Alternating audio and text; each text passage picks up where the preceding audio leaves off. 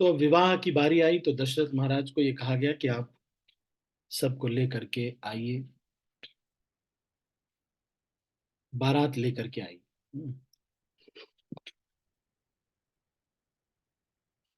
सूर्यवंश की पताका स्वरूप दशरथ को आते हुए जानकर जनक जी ने नदियों पर पुल बंधवा दिए, बीच बीच में ठहरने के लिए सुंदर पड़ाव बना दिए जिनमें देवलोक के समान संपदा छाई थी। तो वहां पे बीच बीच में पड़ाव थे जहां पर देवलोक के समान बहुत सारी संपदा थी। और जहां बारात के सब लोग अपने अपने मन की पसंद की अनुसार सुहावने उत्तम भोजन, बिस्तर और वस्त्र पाते थे।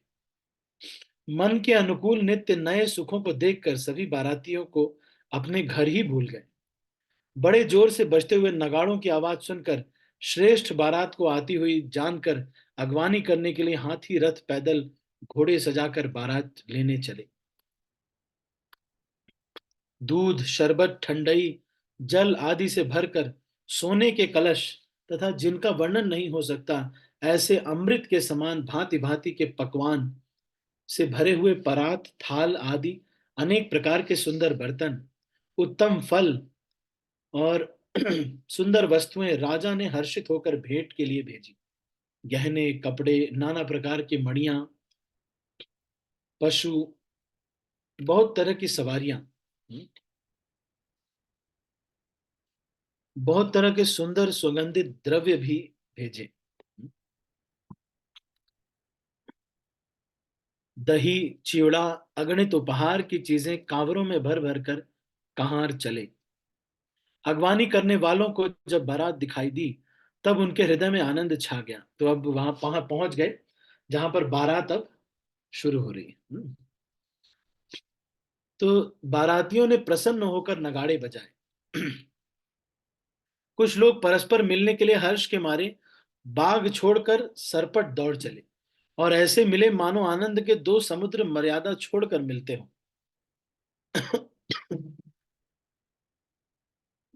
राजा दशरथ ने प्रेम सहित सब वस्तुएं ले ली। फिर जो भी कुछ लेके आता तो दशरथ महाराज उसको कुछ कुछ जो है धन इत्यादि दे देते।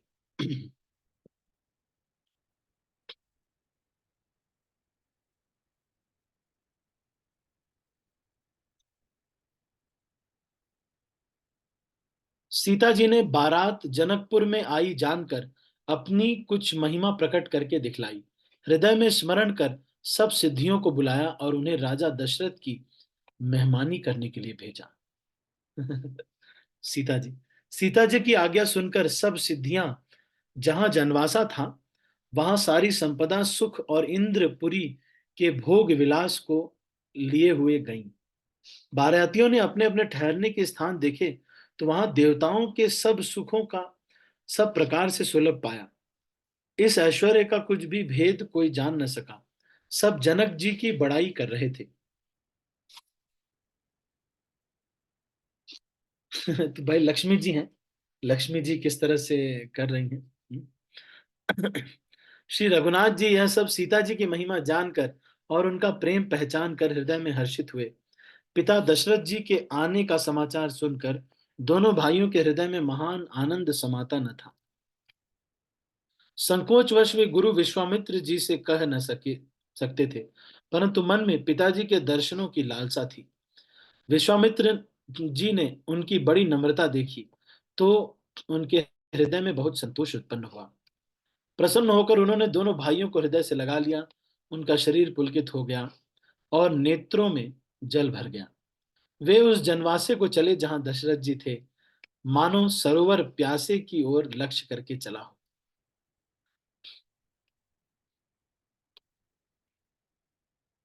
तो दशरथ जी तुरंत ही विश्वामित्र को प्रणाम किया उन्होंने, और उनको फिर गले से लगा दिया दशरथ जी को, विश्वामित्र जी ने। दोनों राम लक्ष्मण को देख करके उनको मानो जान में जान आ गई और उनको विश्वास हो गया कि जब साधु संत कुछ करते हैं तो ये किसी श्रेष्ठ कार्य के लिए ही करते हैं। अब भरत और शत्रुघ्न को देख करके लक्ष्मण जी और भी खुश हो गए। हम्म।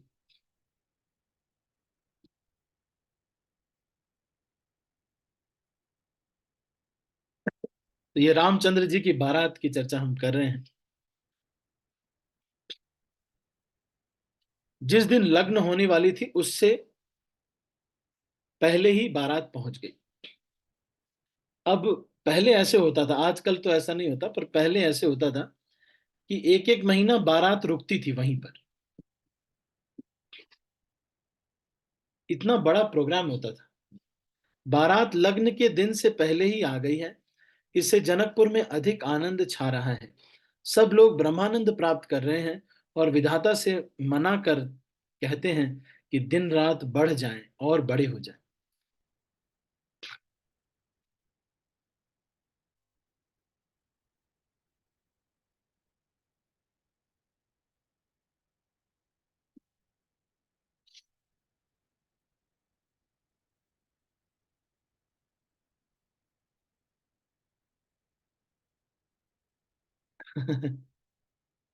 तो वहां पे जो स्त्रियां हैं सबसे ज्यादा उनको आनंद हो रहा है।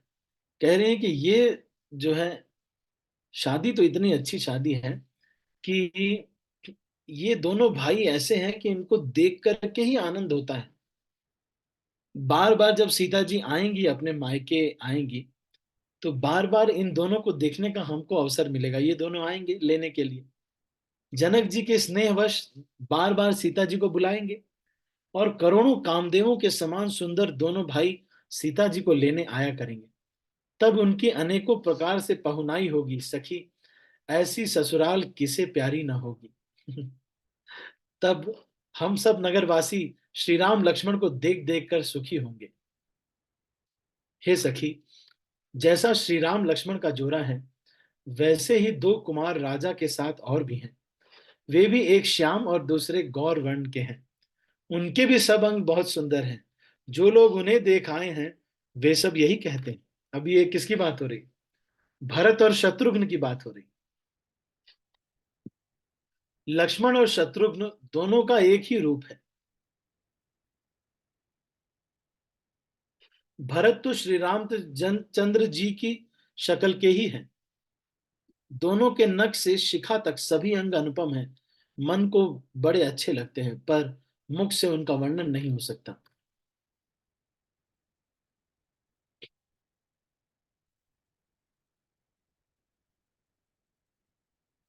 तो तुलसीदास जी यहाँ पर वर्णन कर रहे हैं कि कवि भी, सारे कवि भी मिलकर इसका वर्णन नहीं कर सकते।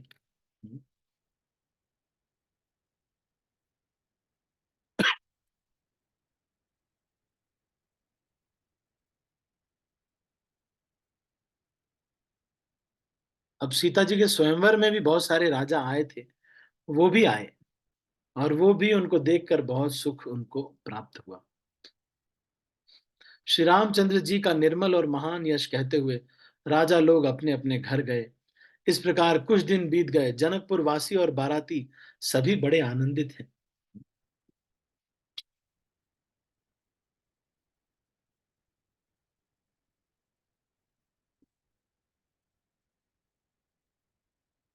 मंगलों का मूल लग्न का दिन आ गया।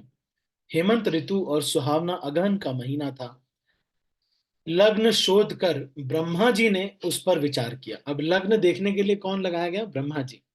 और उस लग्न पत्रिका को नारद जी के हाथों भेज दिया गया, जनक जी के हाथ।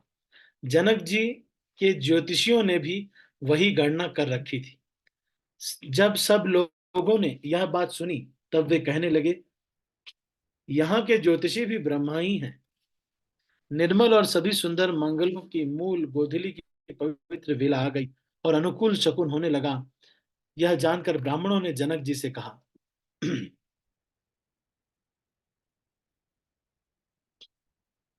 अब देर क्या कारण है?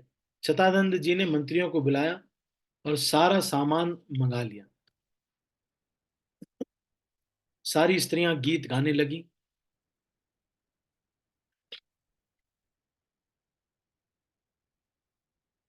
और फिर सब रीतियों को करके राजा दशरथ जी मुनियों और साधियों के समाज को साथ लेकर चले।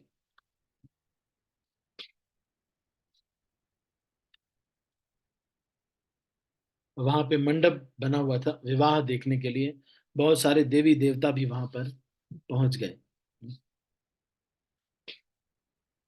उन्हें देखकर सब देवता और देवांगनाएं ऐसे प्रभाहीन हो गए जैसे चंद्रमा के उजियाले में तारागण फीके पड़ जाते हैं भगवान राम और सीता को देखकर।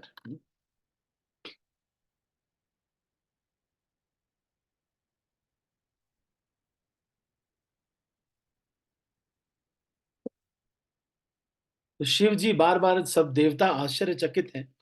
तो शिव जी बार बार सबको समझा रहे हैं कि अरे भाई ये भगवान है। हरे कृष्णा।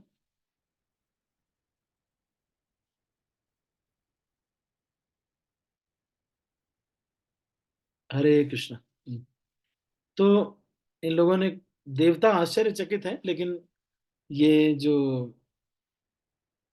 लोग बोल रहे हैं, सब लोग उनको, भगवान शिव जी समझा रहे हैं कि आश्चर्यचकित मत हो, ये भगवान की शादी। हम्म।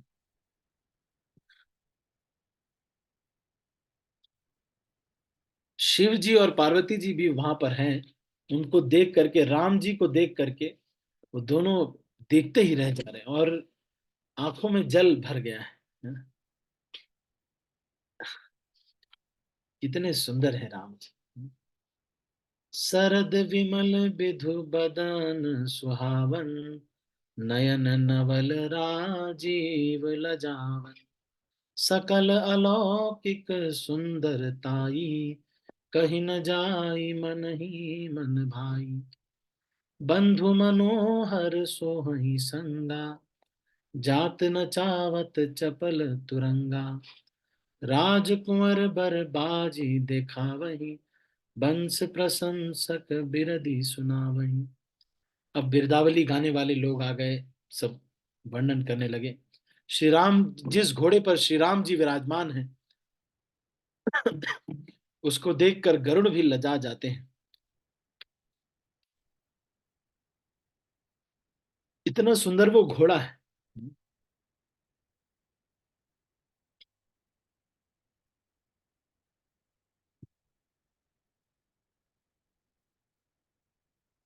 राम जी श्रेष्ठ घोड़े पर सवार हैं। शंकर जी रामचंद्र जी के रूप में ऐसे अनुरक्त हुए कि उन्हें अपने 15 नेत्र इस समय बहुत ही प्यारे लगने लगे। शिव जी को लग रहा था कि ये अच्छा हुआ कि मेरे पास 5 सिर हैं और 3-3 आंखें हैं हर एक सिर में, शिव जी को। तो आज इसका प्रॉपर यूज कर पा रहा हूं मैं। ये 5 सिर और हर एक में 3-3 आंखों से वो देख रहे हैं। कौन देख रहा है? शिव जी देख रहे हैं, भगवान राम।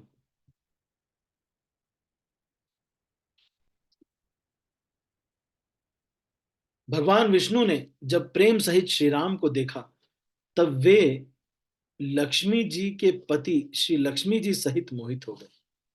अब ये कुछ लोग ये कहते हैं कि ये जो है विष्णु जी के अवतार हैं, ऐसा नहीं। राम जी स्वयं परम भगवान है, ये विष्णु जी के अवतार नहीं है।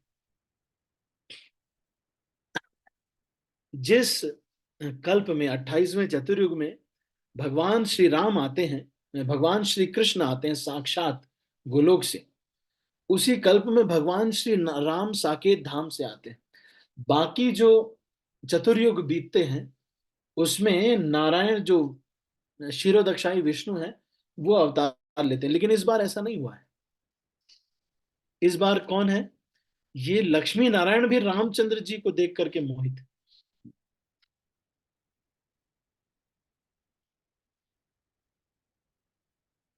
अब सारे देवता भी आ गए हैं।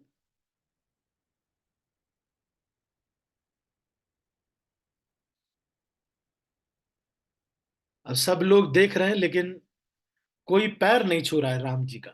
क्यों? रामचंद्र जी ये सोच रहे, राम ही चितव सुरेश सुजाना, गौतम श्राप परम हित माना। राम जी को ये बहुत अच्छा लग रहा है कि गौतम ऋषि ने जो श्राप दे दिया था पत्नी को, उस वजह से पैर छूने वाला सिस्टम खत्म हो गया। चलो बहुत अच्छा हुआ, क्योंकि सब लोग डर रहे हैं कि जब भगवान टच कर देंगे, कहीं पता नहीं कोई पत्थर बन जाए तो। तो बहुत प्रकार से भगवान की आरती इत्यादि हुई, सभी स्त्रियां आई।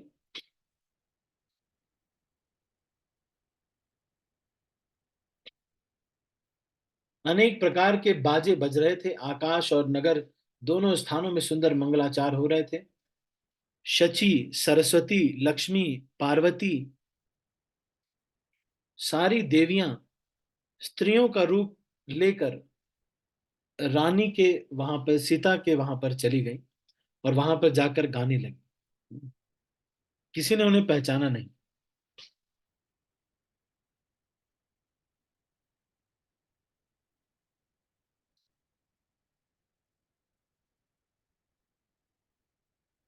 श्री रामचंद्र जी का वर वेश देखकर श्री सीता जी की माता सुनैना जी के मन में जो सुख हुआ, उसे हजारों सरस्वती और शेष जी 100 कल्पों में भी नहीं कह सकते। मंगल अवसर जानकर नेत्रों के जल को रोके हुए रानी प्रसन्न मन से परछन कर रही हैं। वेदों में कहे हुए तथा कुलाचार के अनुसार सभी व्यवहार रानी ने भली भांति किए। हम्म, तो बहुत विस्तार से यहाँ पर बताया जा रहा है किस तरह से आसन पे बैठाया गया, फिर दूल्हे की आरती हुई, और रामचंद्र जी ने फिर वहां पर, उनको एंट्री नहीं मिल रही थी वहां पर आने के लिए, तो नाई, बारी, भाट, नट, इन लोगों को कुछ ना कुछ मतलब निछावर देना पड़ता है, तो राम जी ने नेक चार दिया। फिर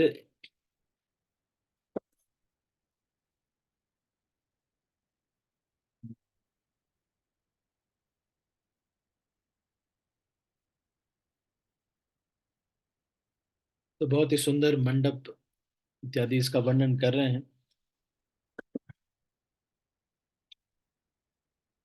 तो सभी बारातियों का भी, सबको माला, जैसे कि आजकल होता है कि सारे बारातियों को माला पहनाई जाती है, तो उस तरह से यहाँ पर माला पहनाई गई।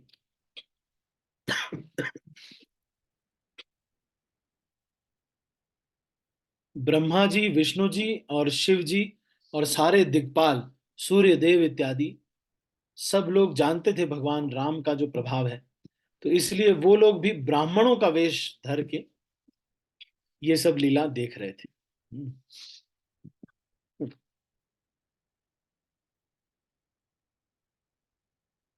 अब राम जी ने तो देखा तो सबको पहचान लिया कि ये शिव जी हैं, विष्णु जी हैं, ये ब्रह्मा जी हैं। तो जब अवतार होता है तो ऐसा नहीं होता कि विष्णु लोग खाली हो जाता है ना, या फिर ये तो विष्णु के अवतार हैं भी नहीं, ये तो परम भगवान ही है, भगवान राम।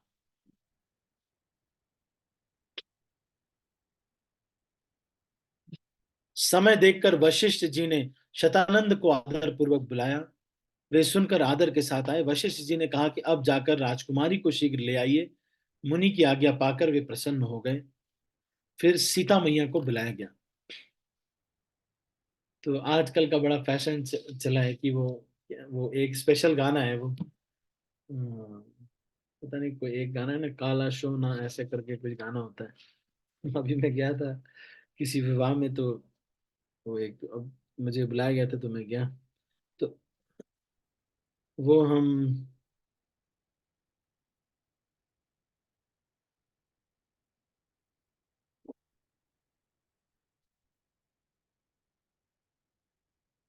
वहाँ किस तरह से जो है, वो एक वो हाँ, चारपाई के जैसा होता है, वो लेकर के आते हैं, फिर उसके बाद उसके अंदर में रहते हैं। एक दिन का ये बहुत अच्छा मतलब होता है, फिर वो स्पेशल सॉन्ग्स होते हैं। इसका एक विशेष डिमांड होती है कि दूल्हा और दुल्हन ये डिसाइड करते हैं कि भाई किस रस्म पे क्या गाना बैकग्राउंड में बजेगा। यानी हम उन्हें पार्वती, लक्ष्मी और सरस्वती के समान जानकर रानी बार बार उनका सम्मान करती, और सारी स्त्रियों को भी बहुत सम्मान मिला।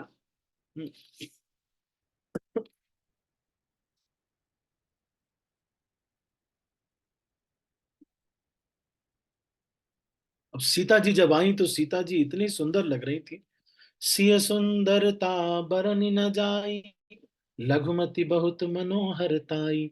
आवत दीखी बरातिन सीता, रूप राशि सब भांति पुनीता।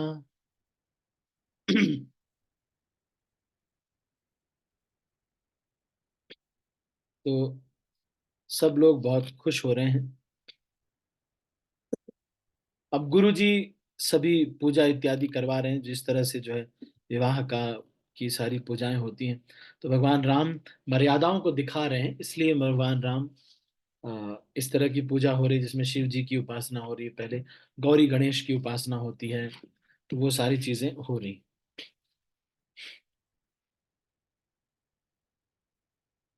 लेकिन जो भी देवता को बुलाया जा रहा है वो स्वयं खड़े होके आ रहा है। जैसे जब गणेश जी को बुलाया जा रहा है तो वो स्वयं प्रकट हो जा रहे हैं, क्योंकि हैं तो यहीं पर, बस प्रकट होने की बात है। जब पार्वती देवी को बुलाया जा रहा है तो पार्वती देवी साक्षात प्रकट हो जा रही। अग्निदेव को बुलाया गया आहुति लेने के लिए, तो अग्निदेव साक्षात आ करके शरीर धारण करके आहुति ले रहे हैं। और वहां पर वेद कौन शादी कराने के लिए जो ब्राह्मण बैठे हैं, उसमें वेद ही स्वयं ब्राह्मण का वेश धारण करके विवाह की विधि बता रहे हैं कि कैसे करो, क्या करना चाहिए।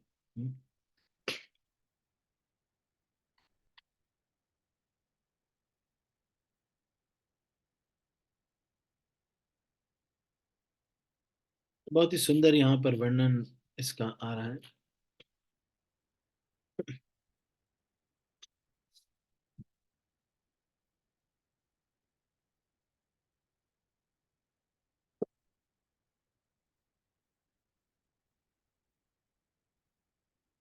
14 भवनों में उत्साह भर गया, सबने कहा कि रामचंद्र जी का विवाह हो गया।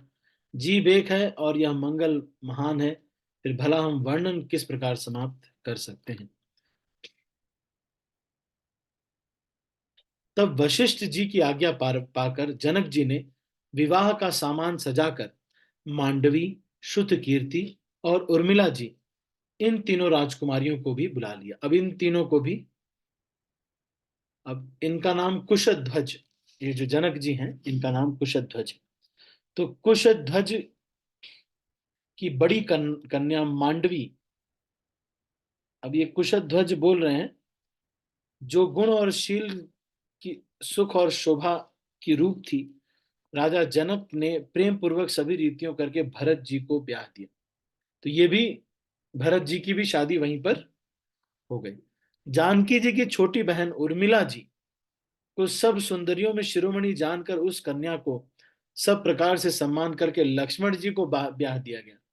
वहीं पर उनकी भी शादी हो गई। और जिनका नाम श्रुतकीर्ति है, जो सुंदर नेत्रों वाली, सुंदर मुख वाली और सब गुणों की खान और रूप तथा शील में उजागर हैं, उनको राजा ने शत्रुघ्न को ब्याह दिया। तो चारों भाइयों की शादी वहीं पर हो गई।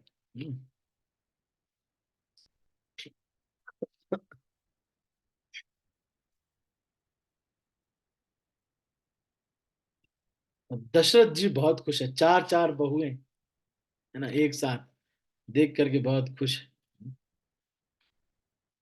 दशरथ जी दान किए जा रहे। बहुत से कंबल, वस्त्र, रेशमी कपड़े, सब कुछ सब दान कर रहे हैं। और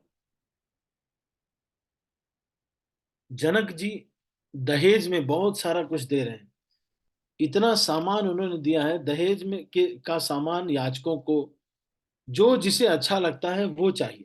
अब आजकल सिस्टम ऐसे नहीं है, डिसाइड कर, पहले से डिसाइडेड होता है कि कौन कितनी महंगी साड़ी पहले दिया था, उसी हिसाब से उसको साड़ी दी जाती है। लेकिन ऐसा सिस्टम यहाँ पे नहीं, यहाँ पे वो जो उनको सबसे अच्छा लगेगा वो यहाँ पे दे रहे हैं।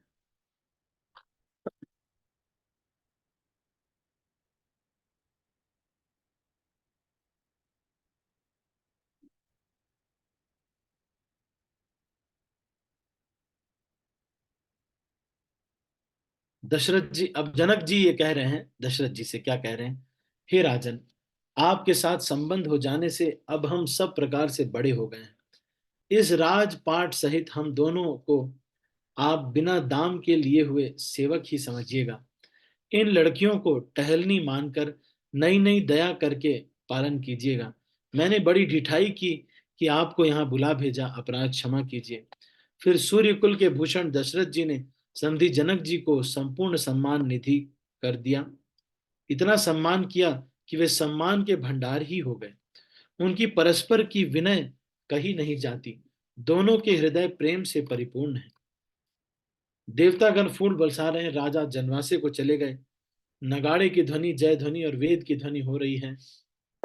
सखियां मंगन गान कर रही हैं। और इस तरह से सीता जी की का और राम जी का विवाह हो गया। श्री रामचंद्र जी का सांवला शरीर स्वभाव से ही सुंदर है। उसकी शोभा करोड़ों कामदेवों को लजाने वाली है।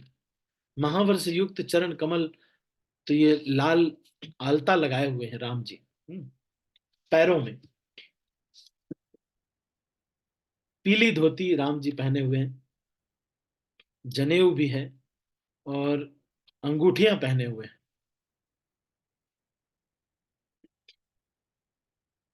तो इस तरह से भगवान राम की सुंदरता का बहुत वर्णन हो रहा है।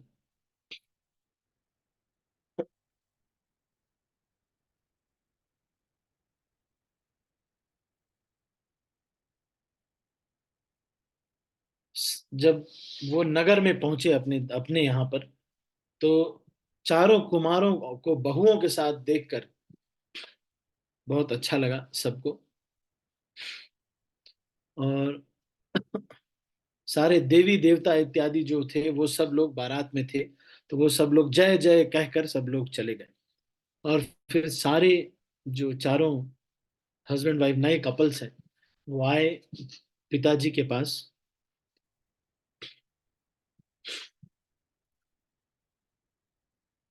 और फिर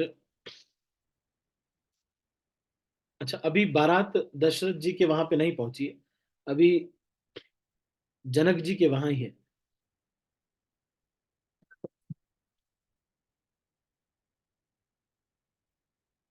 तो दशरथ जनक जी ने सबको फिर से बहुत स्वागत इत्यादि किया जब वो जाने लगे।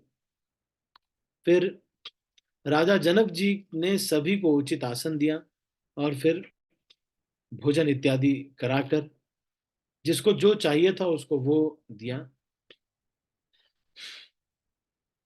चतुर विनीत रसोइये सुंदर स्वादिष्ट दाल भात और देशी घी इत्यादि और भी, है ना। तो सबसे पहले उन्होंने 5 कौर किया। 5 कौर का मतलब प्राणाय स्वाहा, अपानाय स्वाहा, व्यानाय स्वाहा, उदानाय स्वाहा, समानाय स्वाहा। ये मंत्र बोल के पहले 5 कौर लिए। अब जब ये लोग खाना वाना खा रहे थे, तो पीछे से जो स्त्रियां हैं वो लोग थोड़ी गालियां गाने लगी। वो गाली सुनकर उनको बहुत अच्छा लगा। वैसे भी मिथिला के लोग ऐसे हैं, वो कहते हैं कि भगवान राम को हम जो दे सकते हैं वो कोई नहीं दे सकता। वो क्या है, हम गाली दे सकते हैं भगवान को, वो और कोई नहीं दे सकता। छहों रसों में बनने वाले सारे सुंदर प्रकार के व्यंजन वहां पर हैं। एक एक रस के अनगिनती प्रकार के बने हैं। भोजन करते समय पुरुष और स्त्रियों के नाम लेकर स्त्रियां मधुर ध्वनि से गाली दे रही हैं। समय की सुहावनी गाली शोभित हो रही है। उसे सुनकर समाज सहित राजा दशरथ हंस रहे हैं। और अच्छे से सबने भोजन करके फिर आचमन हाथ मुंह धो करके सब लोग, फिर सबको पान दिया गया और दशरथ जी का पूजन किया गया। फिर वो जनवासे को चले गए। बहुत दिन वहीं पर रहे।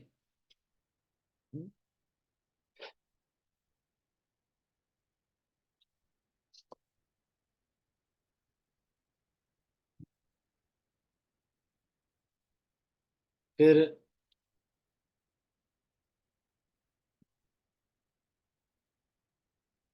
इस तरह से सब प्रणाम इत्यादि कह रहे हैं और सब लोग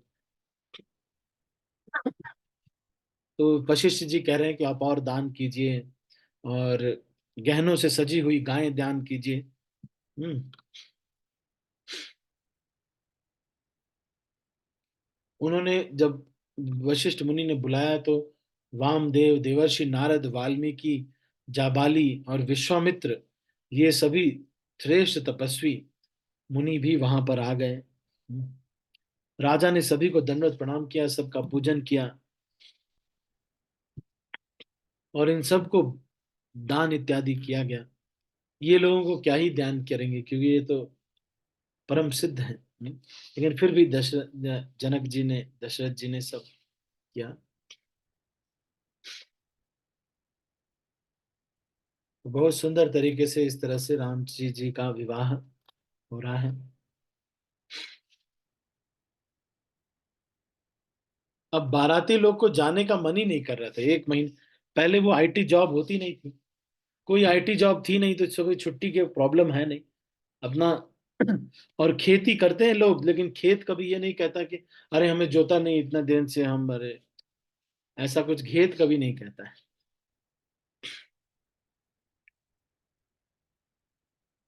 फिर शतानंद जी ने जाकर राजा जनक को समझाकर कहा कि इतने दिन से बारात रुकी है, अब इनको भी जाना चाहिए।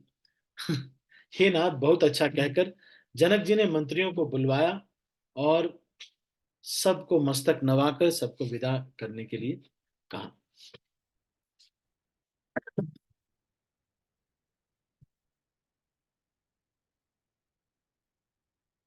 तो इन्होंने दहेज में बहुत सारा कुछ दिया, इसका वर्णन हम नहीं करें। 10,000 हाथी, कितने सारे घोड़े, इस तरह से इन्होंने दहेज में ये सब दिया। फिर बार बार सीता जी को गोद लेती जो उनकी माँ है, उन्होंने आशीर्वाद देकर कहा, सीता जी को सिखा रही है, क्या सिखा रही है? तुम सदा अपने पति की प्यारी हो, तुम्हारा सुहाग अचल रहे, हमारा यही आशीष है।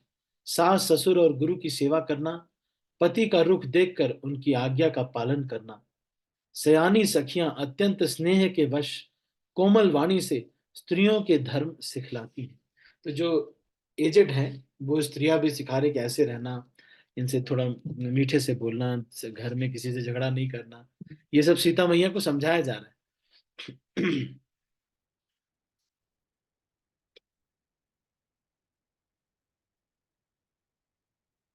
आदर के साथ सब पुत्रियों को समझाकर रानियों ने बार बार उन्हें हृदय से लगाया।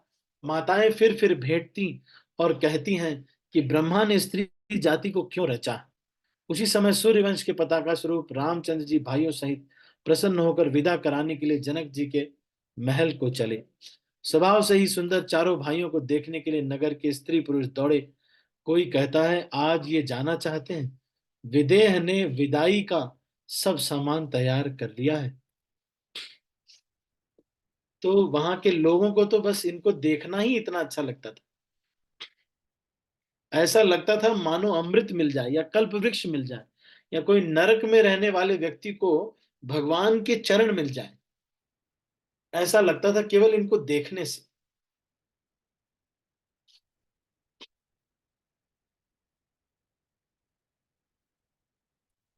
ठीक है, तो ये आज हमने भगवान राम जी के विवाह की चर्चा की।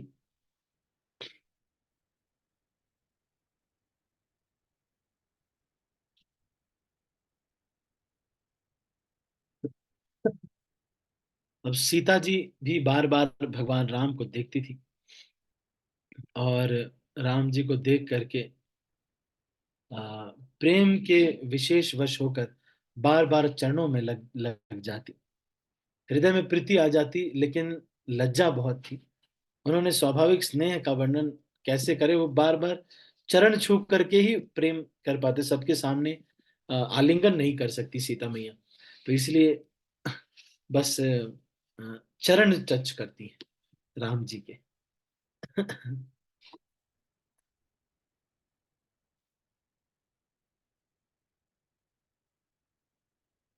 फिर इस तरह से विवाह संपन्न हो गया। तो इसके आगे की चर्चा हम, अभी हमने आज 320 पेज तक पढ़ लिया। इसमें मतलब हमने लगभग 70 पेज अभी पढ़ लिए। काफी फास्ट मैं चल रहा हूँ, क्योंकि ये बहुत सारी चीजें तो बस यशोगान ही है, तो इसलिए मैं इसको थोड़ा सा स्पीड में चल रहा हूँ। हम्म,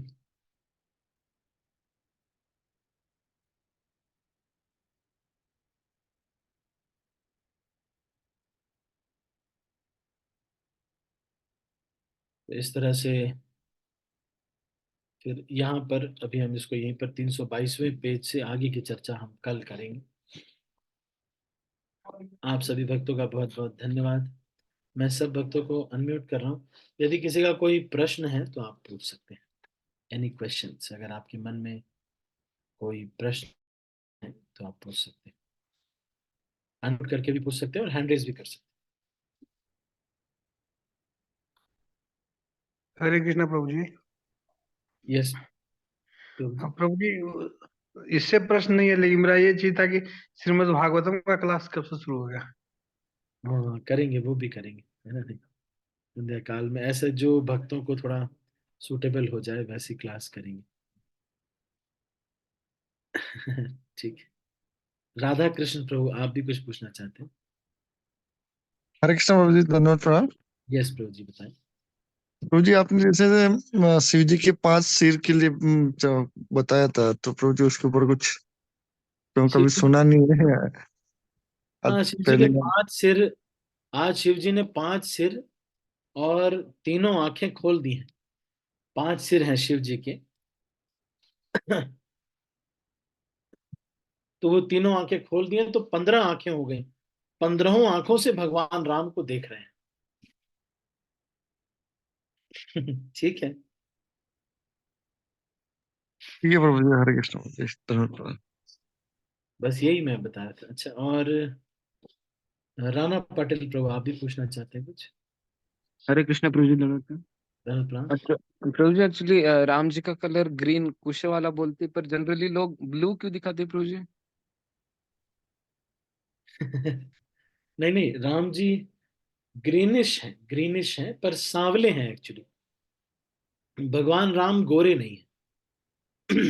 एक्चुअली सुंदरता जो है, जो सबसे सुंदर लोग हैं वो ज्यादातर मैंने जो मतलब है कि, और ऐसा कुछ नहीं है, कलर का कुछ वो नहीं है, पर ये सांवला कलर ज्यादा सुंदर माना जाता है, ऐसा शास्त्रों में वर्णन है। जो सबसे सुंदर लोगों का जहां जहां वर्णन आया है, जैसे द्रौपदी हो गई तो वो भी सांवली है, ऐसा बताते हैं। लेकिन वो सुंदरता और हमारे जैसे अब शिला प्रभुपाद से एक बार अफ्रीका के कुछ भक्तों ने बोला कि Prabhupada, we like Krishna because he is also black. तो प्रभुपाद ने कहा कि yes he is black but not like you. आपके जैसे काली नहीं, आप नहीं चिंता करो, है ना नहीं, है ना राणा पाटिल प्रभु। तो राम जी का सावला था क्या प्रभु जी कलर? हाँ सांवला कलर था, बाल वगैरह ग्रीनिश ग्रीनिश थोड़ा। अब ये आपको जाके ही देखना पड़ेगा साकेत धाम में। तो इसलिए आपको निमंत्रण है, आप भक्ति अच्छे से कीजिए, वैसे कर ही रहे आप, और जाके देखिए। वो थोड़ा सा तो सस्पेंस रहने दो, सब कुछ वर्णन हो जाएगा तो क्या। मंत्रेश्वर गोविंद प्रभु, आपका कोई प्रश्न है?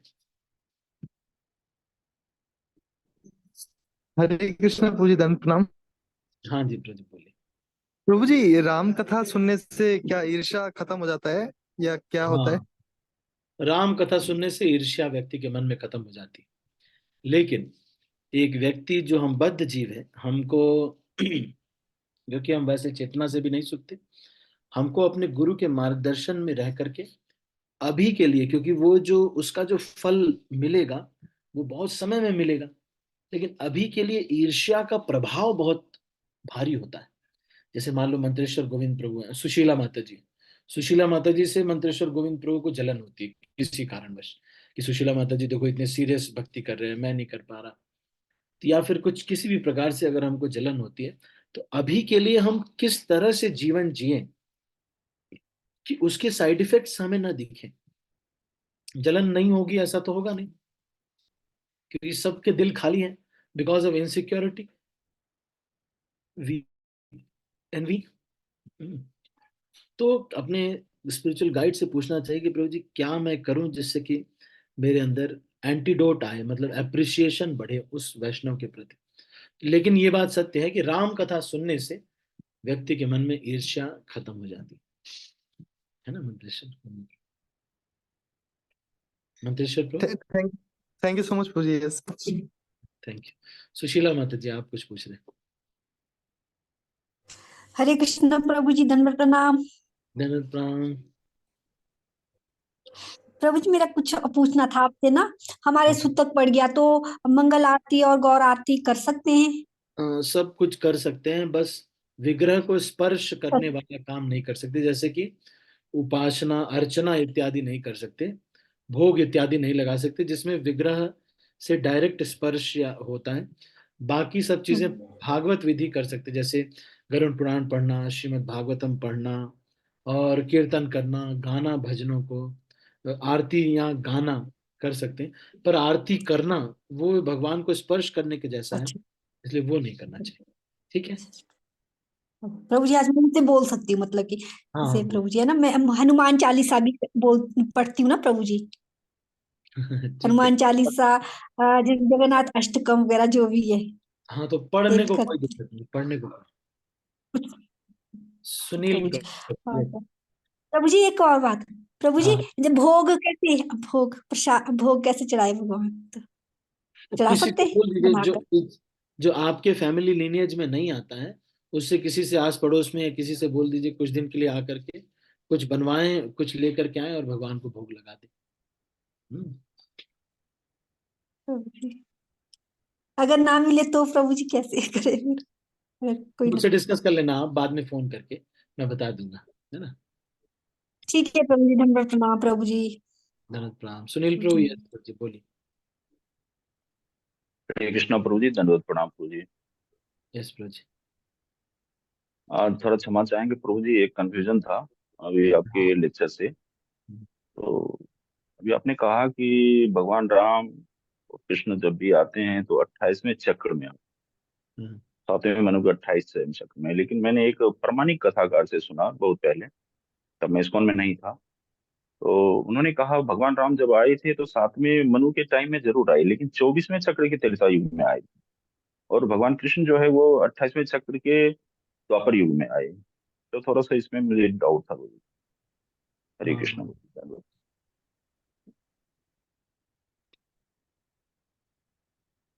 वैसे अगर वो कोई प्रामाणिक व्यक्ति है तो इसको हम फिर से एक बार कमल लोचन प्रभु, जो कि ये जो कि जिनका ये स्टेटमेंट है और श्रीमद् भागवतम में इसका वर्णन आता है वैसे तो।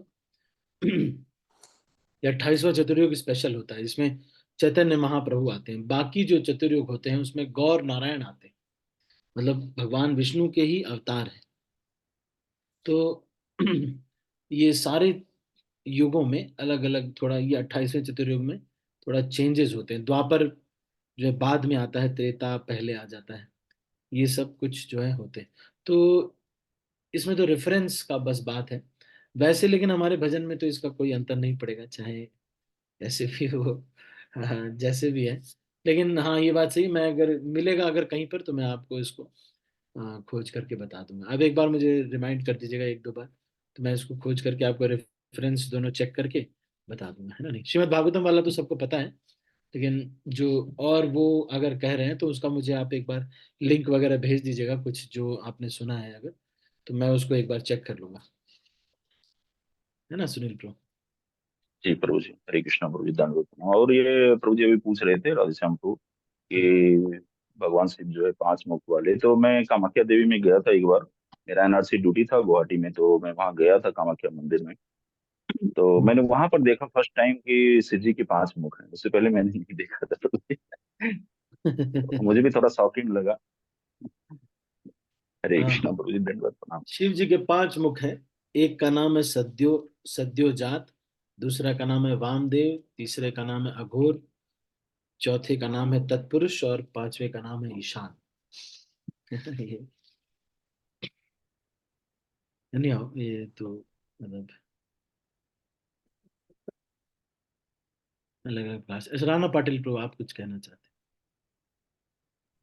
हरे कृष्णा प्रभु जी। प्रभु जी, हैं? जैसे प्रभु जी ने अभी बोला कि 24th में श्री राम स्वयं आते और 28 में गौर चैतन्य महाप्रभु जी और कृष्ण आते, तो बाकी में 1000 में, बाकी 999 में भगवान विष्णु ही कृष्ण चैतन्य महाप्रभु या राम बन के आते ना प्रभु जी? हाँ हाँ हाँ हाँ। और मतलब लीलाएं भी सेम ही होती है ना प्रभु जी? नहीं, अलग अलग, कुछ थोड़ा बहुत चेंज रहता, हाँ हाँ हाँ। थोड़ा सा चेंज रहता। फिर अगर वहां की जो भक्ति करते फिर वो गोलोक साकेत धाम जाएंगे या वैकुंठ जाएंगे प्रभु जी? नहीं नहीं, ऐसा कुछ नहीं है, क्योंकि राम जी का आइडेंटिटी वही है, तो वो लोग साकेत धाम जाएंगे। और इन दोनों में किसी भी प्रकार से भजन करने पर वो लोग जाएंगे। भगवान राम की वे किसी भी प्रकार से करते हैं, क्योंकि वैकुंठ वहीं पर है। ऐसा कुछ नहीं है कि वैकुंठ कोई अलग हो जाएगा, ये तो क्षीरोदक्षाई विष्णु है, तो ये तो यहीं पे रहते हैं, तो ये ब्रह्मांड में ऐसा कुछ भी नहीं है ना। हाँ प्रभु जी। तो राम जी आते हैं, वो जो राम जी आते भी हैं, वो उन्हीं के एक अंश ही है। मतलब भगवान राम का ही एक अंश है जो वाया इनके थ्रू आता है, मतलब भगवान क्षीरोदक्षाई विष्णु के थ्रू आता है।